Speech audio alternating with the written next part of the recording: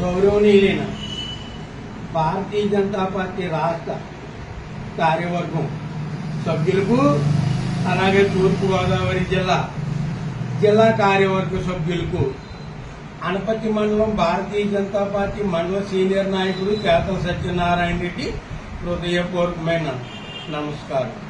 మన పార్టీ కోసం గత 45 సంవత్సరాల నుంచి ఎందరో మహానుభావులు రాష్ట్ర అధ్యక్షులుగా చేశారు, జిల్లా అధ్యక్షులుగా చేశారు, పార్టీ కోసం ఎంతో పోకిలాడేవారు. ఇప్పుడు చూస్తే మిత్రపక్షం మళ్ళీ ఈ మిత్రపక్షంలో అనపర్తి శాసనసభ నియోజకవర్గం మన బీజేపీ పార్టీకి వచ్చింది. మేమందరం కూడా ఎంతో సంతోషించాం. కానీ మన బీజేపీ ఎమ్మెల్యేగా నెగ్గిన రామకృష్ణారెడ్డి మన పార్టీని ఎక్కడా పట్టించుకున్న దాఖలాలు కనిపించటం లేదు. ఎంచేతంటే ప్రతి ఒక్కదానికి కూడా తెలుగుదేశం పార్టీ వాళ్ళనే వేసుకుంటున్నాడు, తప్పులేదు. ఆయనకి ఇంకా తెలుగుదేశం మీద మమకారం పోలేదు. అంచేతనే ఆయన తెలుగుదేశం పార్టీ సభ్యుల్నే అటు పంచాయతీ కావనా, అటు ఎంఆర్ఓ ఆఫీస్ అవునాయి, అటు ఎండిఓ ఆఫీస్ అవునాయి, ఏ ఆఫీస్ కన్నా వాళ్ళే వేసుకుంటున్నాడు. బీజేపీ తరఫున నెగ్గాడు కదా, బీజేపీ వాళ్ళు ఒక్కలన్నా అనపర్తి మండలంలో ఏ శాఖలో వేసాడు ఆయన చెప్పమనండి.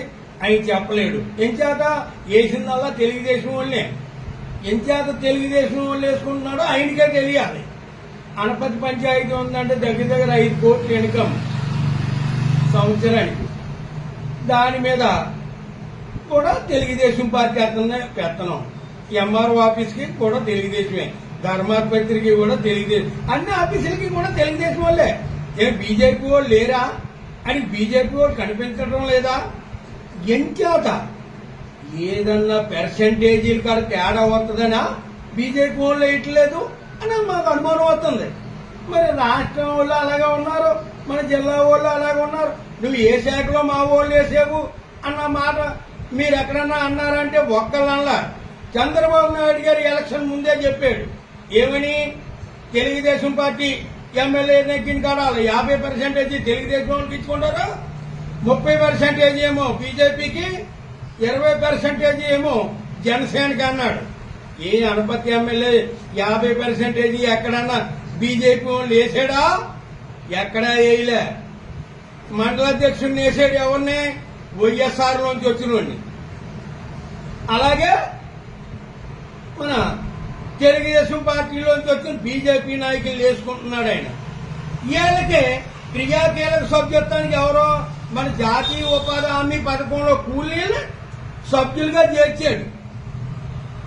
ఉపాధి హామీ కూలీలనేమో బీజేపీ సభ్యులుగా చేర్చి ఈ తెలుగుదేశం వైఎస్ఆర్ కాంగ్రెస్ నుంచి వచ్చిన నాయకులు ఉన్నారు కదా, వాళ్ళకి తోకల కింద తగిలించాడు క్రియాకీలక సభ్యులు చేయడానికి.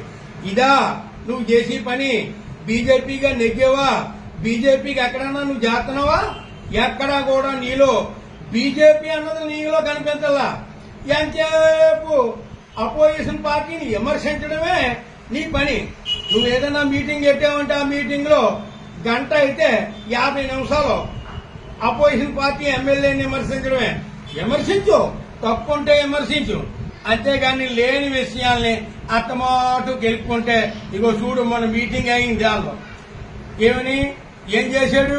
జనాలు పొలవమని వచ్చాడు, నువ్వేమో బెక్కోల్లో పెట్టావు. ఎక్కడన్నా బెక్కోల్లో జనం అనేరా? ఎందుకు అంటలేదు?